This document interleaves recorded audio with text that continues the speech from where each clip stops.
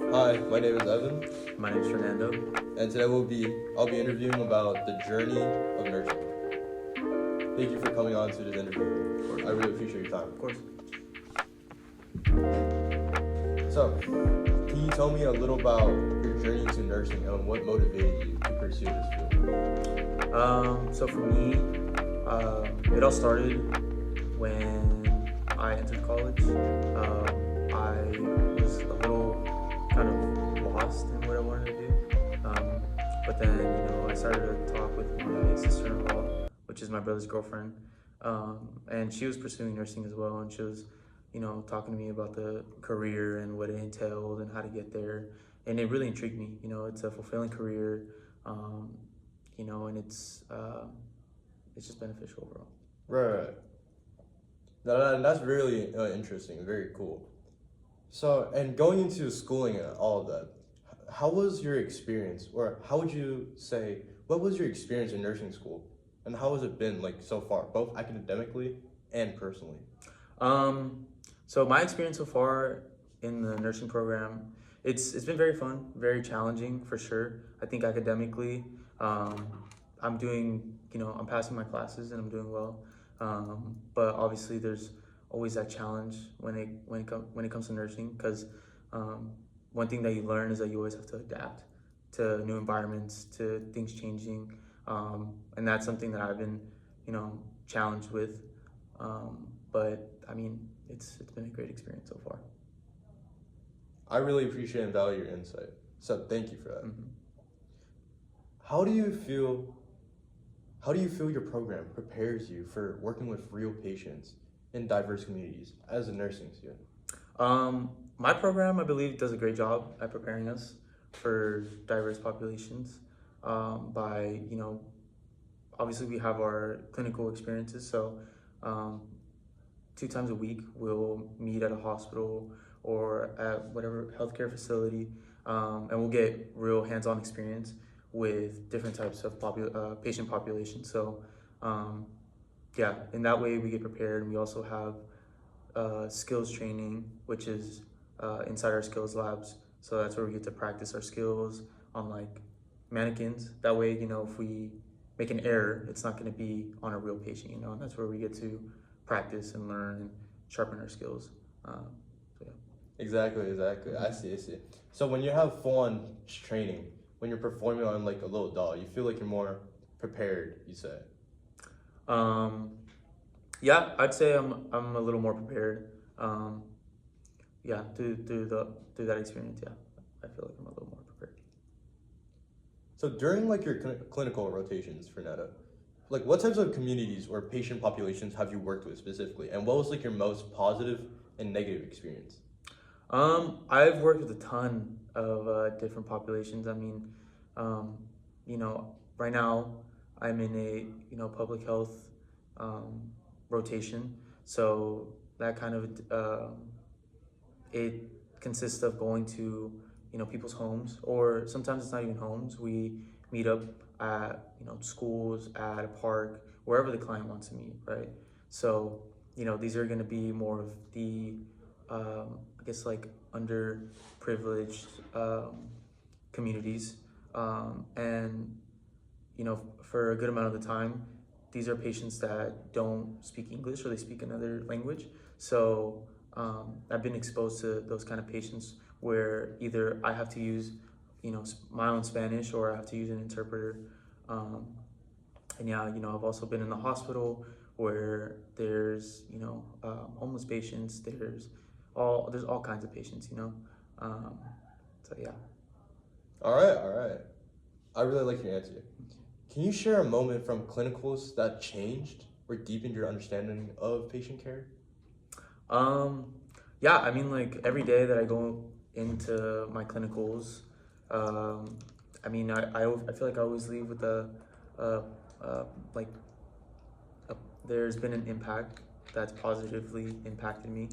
Um, being able to care for multiple patient populations is something that is very meaningful to me. But also, leaving the clinical every day and knowing that I'm getting 1% better every single time that I leave is something that's very, I guess, it resonates with me. It resonates. Yeah. I see, I see.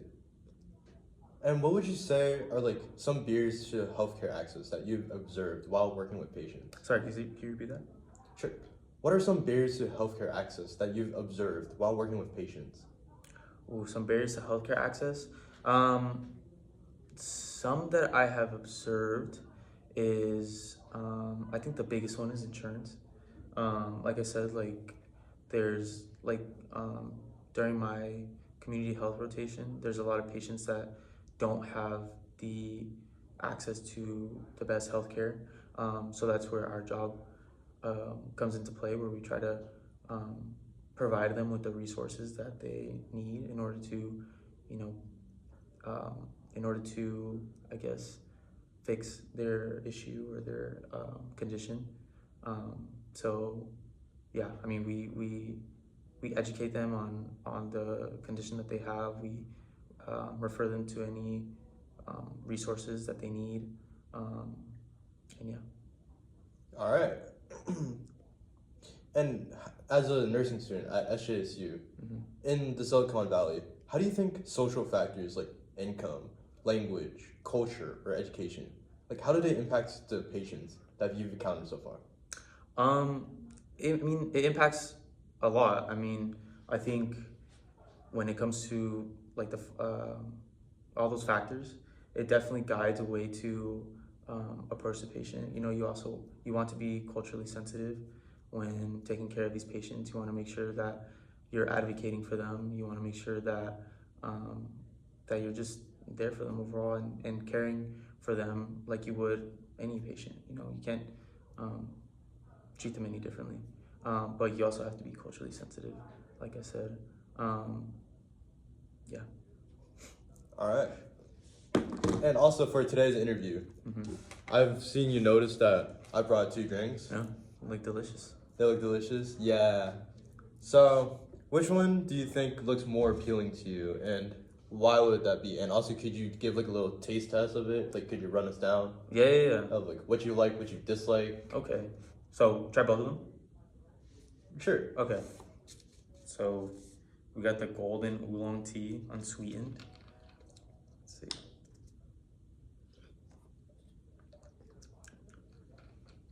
This was good. I like it. It's not too sweet and it's not too bitter, I'd say. I think it's like the right mix for me. The right mix? Yeah. And then try this one. Sure.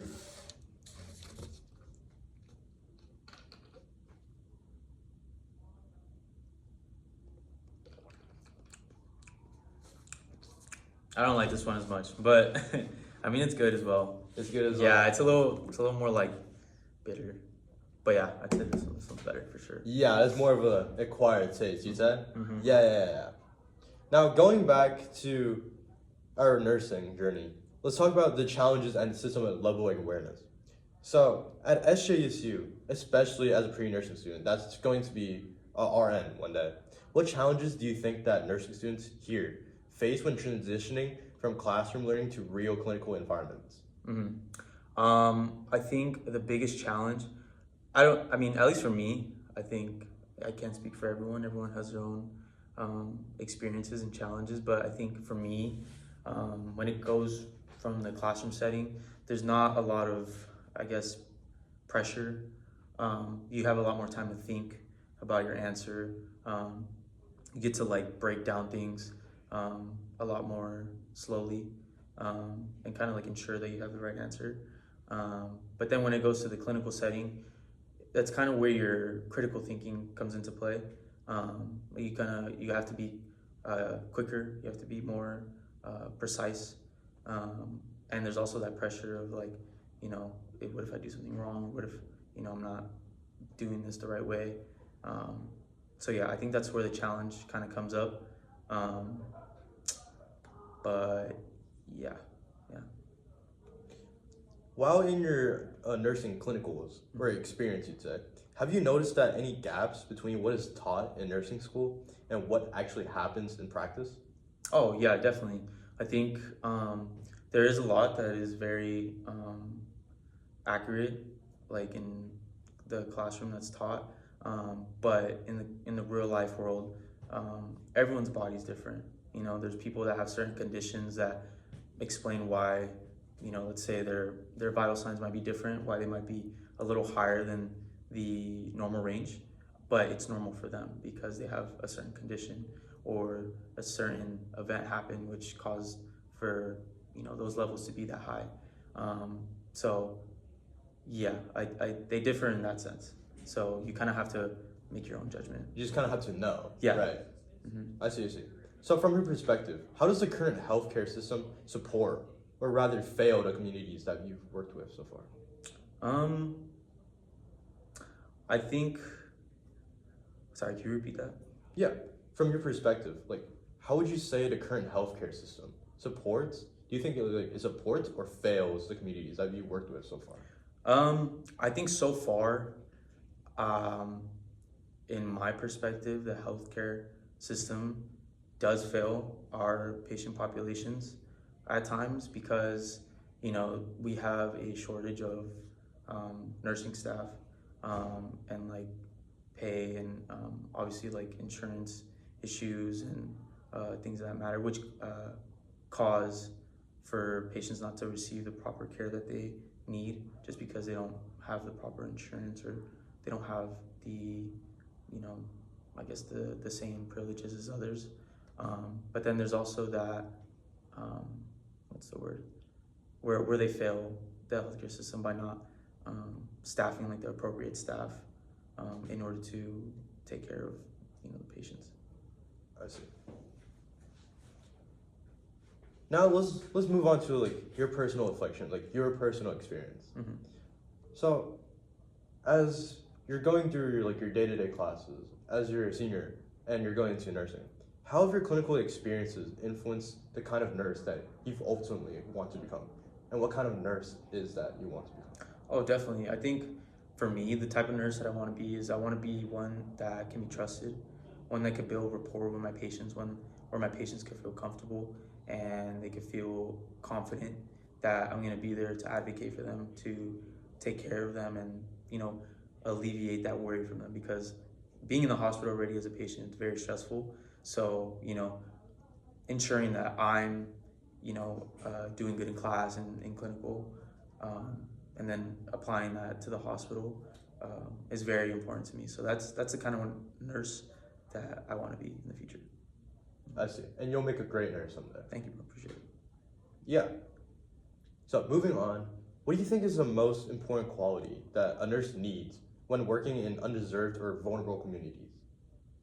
I think, what's the word? I guess like sensitivity, and being, not having like a prejudice or an unconscious bias, because, you know, when you're serving you said undeserved communities, when you're serving undeserved communities, I mean, they're not going to be, you know, the environments aren't going to be the same. They're going to be different. So you have to be very sensitive and what's the word? Like not judgmental about their space and care for them like they were to be a patient in the hospital or any other patient. You know, you gotta be. You just have to treat everyone the same. You know, I think that's a big quality of a nurse. And if you could change one thing about healthcare access in your community, what would it be and why? Healthcare access in my community, I think, I mean, I guess like looking more into legislations or policies that provide undeserved communities with I guess like a greater access to healthcare. I mean, I know it's easier said than done, but you know, I think it's a basic human right to have. Everyone should be able to have the proper resources and the proper resources in order to, you know, bring them back to health or, you know, a stable, I guess, state. So yeah. All right. And since this interview is going to go out to so many younger generations and our younger viewers out there, either at San Jose State University or any other university that wants to become a nurse, what advice would you give to our younger audience, or rather other nursing students that want to make a meaningful impact in their lives, in their communities? Mm-hmm. I think my advice to the younger generation or incoming nursing students is to be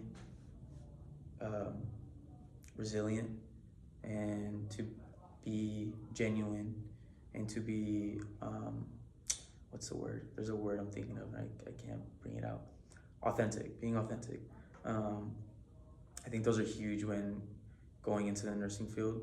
And I say resilient because there's going to be a lot of challenges when going to school. I mean, not just nursing school itself, it's already stressful in itself, but I think outside factors like if you're paying bills, you have a family, you have friends, you have your personal life, like gym and your social life, things like that. It's very stressful. So I think just being resilient and being I guess hopeful and being what's the word? Just being confident in what you're putting yourself into. Being confident with you. Yeah. Just being authentic, I think as a nurse you have to be very authentic and genuine when caring for your patients, or else they'll see right through it. So yeah. Right, you just need to be your very true self. You Mm-hmm. be like ultimate, you need to be genuine. Mm-hmm. Mm-hmm. Being your authentic self. Right. Right. I see. And that's a very, very good answer, because as a nurse, as a patient, would you say it's very important to like establish a patient-nurse relationship? Oh yeah, definitely. Yeah, I think it's a big part of care, because if your patient doesn't trust you, like they're not gonna let you take care of them. At the end of the day, it's their decision if they want the care or not. So yeah. That's right. And to wrap us off today, do you think there's anything, and absolutely, is there anything about your experience in nursing school or clinicals that people outside of healthcare might not fully understand? Yeah, I think like what I was saying before, like there's outside factors. Obviously, like everyone's in school, right? Everyone has their outside things that's going on. But I think for nursing school, I think there's that stress of wanting to make sure that you're doing the absolute best that you can in order to provide high quality care for your patients. So yeah. All right. And that wraps us off today. All right. Thank you very much for your time, and thank you so much for talking to us, Mm-hmm. about like your experience as a pre-nursing student to a nursing student, and now eventually it's going to become an RN and a great nurse in the community. So thank you again for your time. All right, thank So let's say goodbye to our viewers, and let's just wrap the day off. All right. And start fresh. All right. All right. Thank you very much. All right. Take care. Bye. And it was nice talking to you. All right. Very nice talking to you. Thank you. Thank you very much. And let's have a good day. All right. All Take right. care. Thank you.